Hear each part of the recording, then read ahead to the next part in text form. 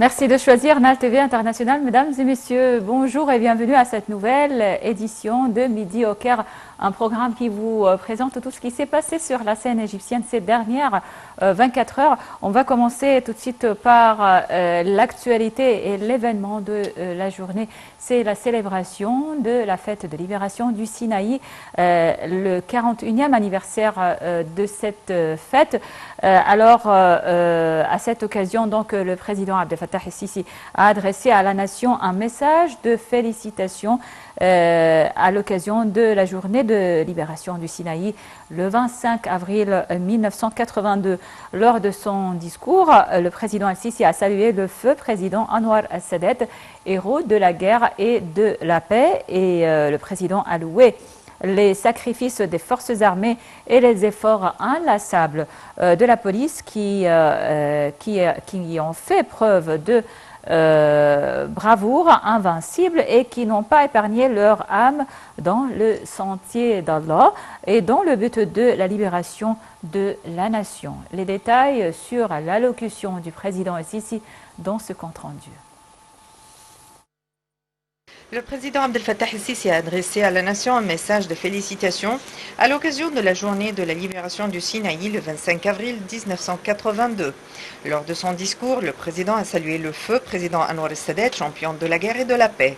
Le président a loué les sacrifices des forces armées et les efforts inlassables de la police qui ont fait preuve de bravoure invincible et qui n'ont pas épargné leur âme dans le sentier d'Allah et dans le but de la libération de la nation.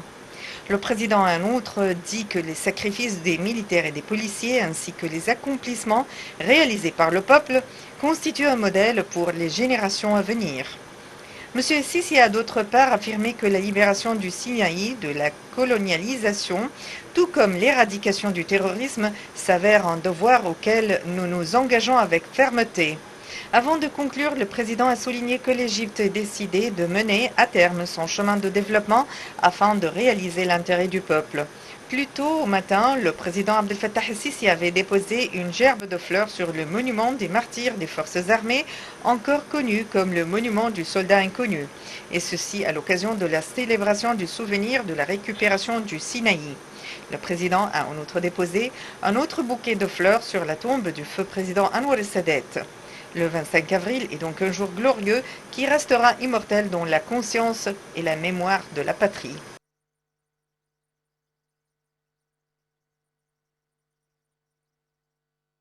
Et pour parler donc de cette occasion, la fête de la libération du Sinaï, on a en ligne le général de corps d'armée Mohamed Al-Ghabari qui est expert stratégique et donc notre entretien va se dérouler en arabe et Shams Nami va assurer l'interprétation en langue française.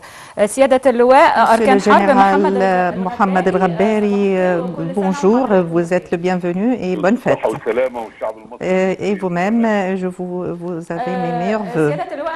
Monsieur le général, on va commencer par les célébrations de la journée de la libération du Sinaï ainsi que le discours du président qui a salué les martyrs qui ont effusé leur sang pour la libération du Sinaï ainsi que le feu président Mohamed Anwar el-Sadat. Et le président a déjà loué les efforts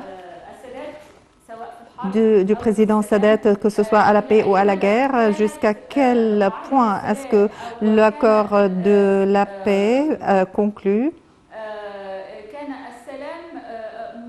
était importante pour libéraliser les terrains? La planification stratégique en Égypte, lorsqu'on a fait tout cela pour la libération du Sinaï, a été sur plusieurs étapes.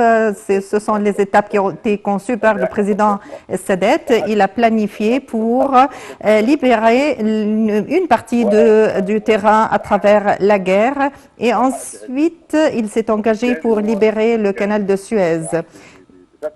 Alors, en ouvrant le canal de Suez, il a cassé la subvention, il a barré la subvention qui provenait envers Israël parce que c'est l'Europe qui bénéficiait de la navigation dans le canal de Suez. C'est pour cela que l'idée était basée sur les négociations ainsi que la guerre. Et c'est pour cela, à travers les négociations, la partie américaine qui refusait de parler et de négocier, il était à la tête de ces négociations, ce fut ce sujet. Et c'était très difficile la situation pour Israël et c'est pour cela qu'ils ont commencé à entamer les négociations et on a récupéré le Sinaï à travers la planification, la bonne planification, une partie par la guerre et une partie par les négociations. Le président a aussi parlé sur la guerre, sur le terrorisme qui est autant importante et autant difficile que la guerre menée par les forces militaires ainsi que les forces de la police.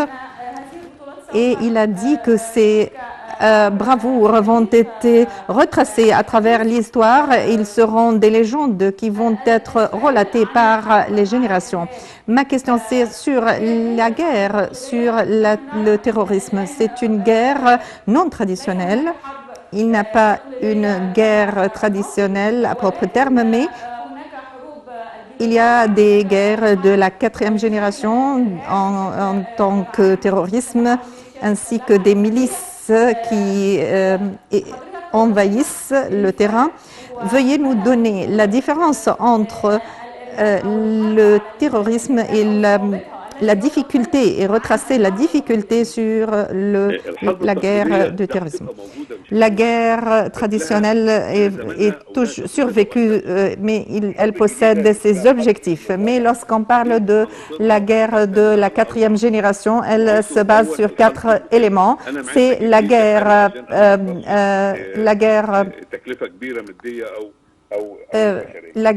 pour évacuer un ennemi et qui est par mandat. C'est pour cela qu'on essaye de pousser des armées et d'essayer d'implanter les milices terroristes afin de faire ce terrorisme et cette guerre par mandat. Cette position se trouve en Syrie, au Yémen, en Irak et maintenant dans la guerre ukrainienne, il utilise des éléments pour implanter le terrorisme dans chaque État et dans chaque parti. Alors, en Égypte, le terrorisme n'a pas réussi à diviser l'armée égyptienne et le terrorisme réside seulement dans une partie du Sinaï et voulait séparer le Sinaï en déclarant un État terroriste qui va être bien sûr en relation avec Israël et de séparer Al-Arish du terrain. Mais ils ont été affrontés par notre forces armées et nous avons barré cette opération. Et il y avait des éléments terroristes pour mener ce dessein, mais nous avons mené une guerre sans merci sur ce terrorisme. Et nous avons aussi eu recours à une sorte de restauration du Sinaï pour la rénover afin de multiplier les forces de travail, les chances de travail pour les Égyptiens. Le président aussi a parlé sur la lutte et le combat pour le développement du Sinaï et il l'a nommé comme un combat. Et vous savez très bien que l'État a déjà fait beaucoup de projets dans le Sinaï pour le développement et le Sinaï était un peu marginalisé au passé et notamment après la libération du Sinaï, elle était au point de mire de l'État afin de développer le Sinaï. Jusqu'à quel point croyez-vous que que ce combat est mené à terme et que c'est très important pour éradiquer le terrorisme. En premier lieu, je ne suis pas d'accord en ce qui concerne le terme marginalisé, mais ce n'était pas à la tête des priorités. La priorité était de sécuriser les gens et les peuples, et nous avons eu beaucoup de guerres froides et nous n'avons pas pu mettre à point notre développement.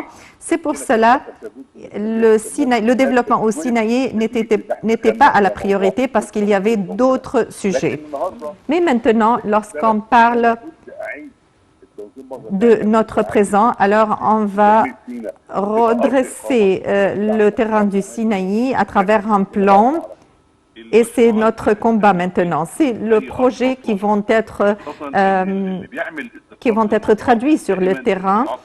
Ce sont les projets agricoles sur lesquels on va baser l'urbanisation autour les puits ou bien le canal de Suez et son eau. C'est pour cela qu'il y avait beaucoup de projets comme les miniers, les efforts miniers ainsi que les lacs ainsi les ports, plusieurs aéroports, et il y avait beaucoup d'agglomérations ainsi que d'universités pour le développement du sud du Sinaï. Il s'avère bien sûr un combat, mais comment le faire sans instaurer l'infrastructure telle que les routes ainsi que les barrages. Nous avons fait 4 tunnels ainsi que le barrage, le pont de As-Salem, ainsi que d'autres barrages qui ont été érigés.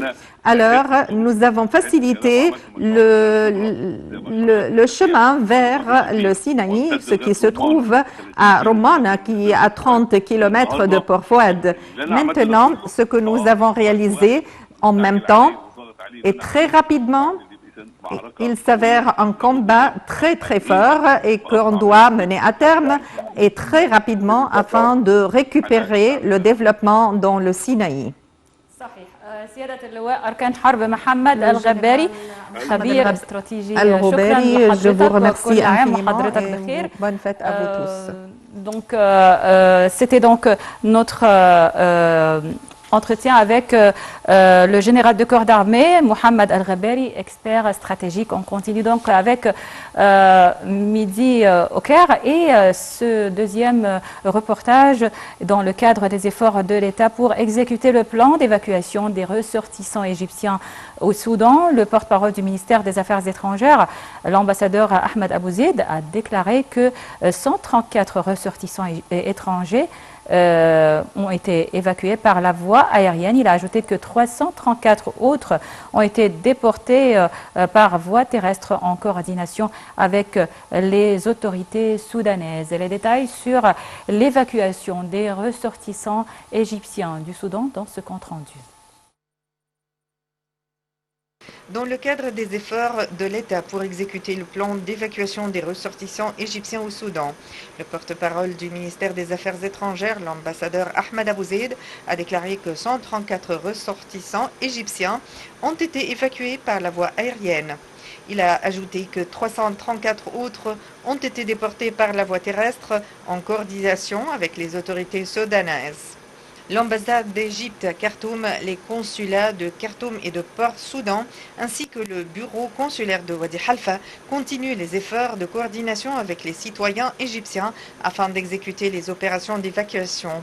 Le nombre d'évacués des Égyptiens du Soudan a atteint 904 citoyens depuis le début du plan d'évacuation. Également, l'ambassadeur égyptien à Khartoum, Hani Salah, a démenti les informations selon lesquelles l'attaché militaire adjoint égyptien aurait été décédé. Il a en outre assuré que la délégation diplomatique et les bureaux techniques continuent leurs travaux malgré les conditions compliquées au Soudan. Ceci en même temps que le ministère des Affaires étrangères a pleuré le martyr Mohamed Al-Gharawi, l'attaché administratif adjoint à l'ambassade égyptienne à Khartoum. Il a succombé lors de son déplacement de son domicile vers le siège de l'ambassade pour suivre les procédures d'évacuation des ressortissants égyptiens. Le ministère affirme à cet égard que la mission égyptienne continue à assumer ses responsabilités et poursuit la déportation des Égyptiens tout en déployant tous les efforts possibles afin d'assurer leur retour sain et sauf.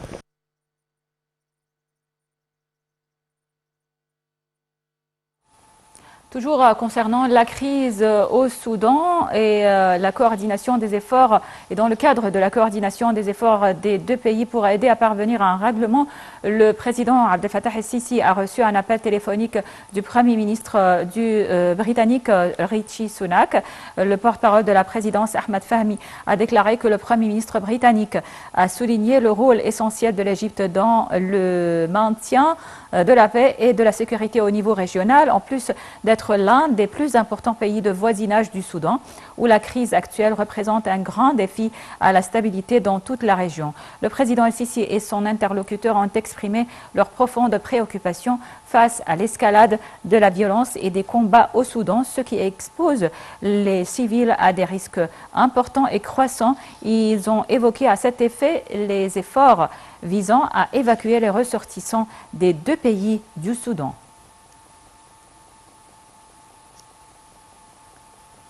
Concernant toujours le même sujet, la crise au Soudan, la ministre de l'Immigration, Soha Al-Gendi, a déclaré qu'elle suit minute par minute la situation des ressortissants égyptiens au Soudan. Elle a indiqué que l'Égypte procède à une opération d'évacuation sûre et prudente. Selon la ministre, les autorités égyptiennes poursuivent la coordination avec les autorités soudanaises pour achever une évacuation qui garantit la sécurité des ressortissants égyptiens au Soudan. La ministre a d'autre part appelé les Égyptiens se trouvant hors de la capitale Khartoum à se diriger à l'un des deux lieux de rassemblement cités dans le communiqué publié sur la page officielle du ministère de l'Immigration. La ministre a également exhorté les Égyptiens résidant à Khartoum de s'éloigner des zones de la tension et des accrochages et de rester chez eux.